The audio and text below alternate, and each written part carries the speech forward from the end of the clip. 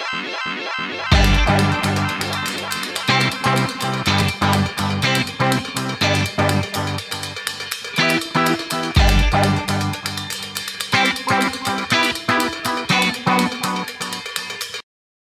are we going right now? To our yacht on the jetty in Noosa Heads after a wedding. That's the sickest thing ever. We're docking at an empty restaurant.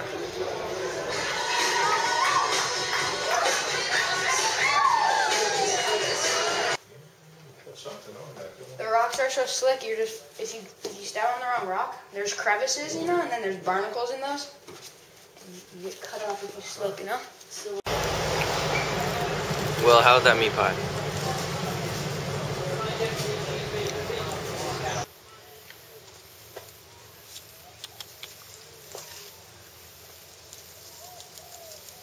oh, hey, man.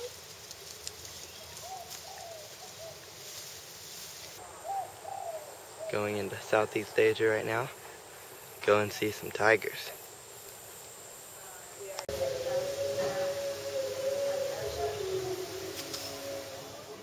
Warning. No swimming with crocodiles.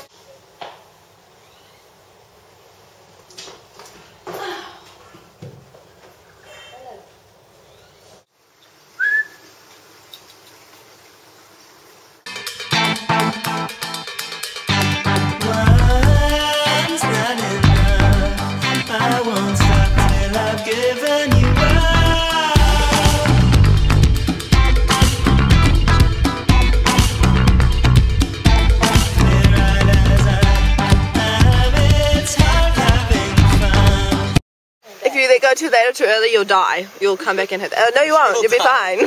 Ah!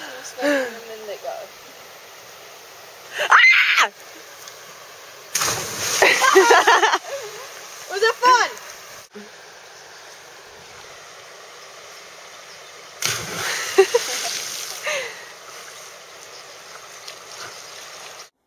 G'day, my name is Norman Smith. I was born in Scotland in 1952, which makes me 58 years old. My family left Scotland for New Zealand in 1966, and at that time they felt that the economy was getting a bit worse, and in Scotland especially, as it turned out quite prophetically, unemployment was starting to go up, and things weren't looking so good in Scotland, so it was a good move to come to New Zealand, and especially given the climate in New Zealand and the degrees of freedom that you have here, which you don't get so much in Scotland or Britain. See, one thing about New Zealand is it doesn't have a class system. There is no upper class or middle class. Everybody's pretty much the same, or there is sort of the richer people and the poorer people, but regardless, you don't have the Catholic and Protestant religious problems that you have. And also, you don't have snakes or poisonous spiders or things like that.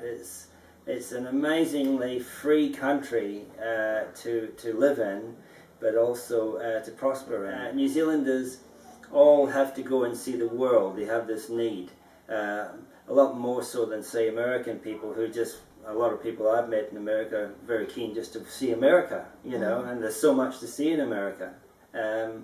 But of course Kiwis, they like to travel overseas, and they do that. It's called the Big OE, Overseas Experience. And when I did my Big OE at the age of 23, I was away for 12 years. Now, one of my major interests in life is, because I was in Darwin when a cyclone came through Darwin, and basically it was pretty scary stuff. When a real cyclone, I mean, Tracy was a previous cyclone in Darwin, and it absolutely flattened the town. And this is a town that was built to resist cyclones and had done regularly. But to see the damage in Darwin was just amazing. And so basically I decided to do something with my life, and that was to build a cyclone-proof house. Because back in the '79 when I was up there, 1980, I felt the weather was going to get worse, and I really did believe it was man-made. Now, I think time is proving me correct. But by far,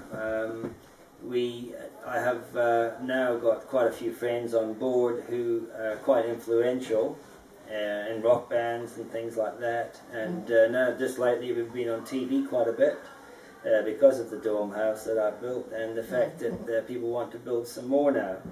And so, in fact, this Christmas we've got a property up north at 330 acres, and we're going to go up there and establish some solar panels and things like that, get the power supplies working, and start looking at bottling water. Because we have 4 lots of natural springs up there, and I believe water is going to become a major growth industry. In fact, a bottle of water here in New Zealand, $3.50, costs more than a bottle of beer.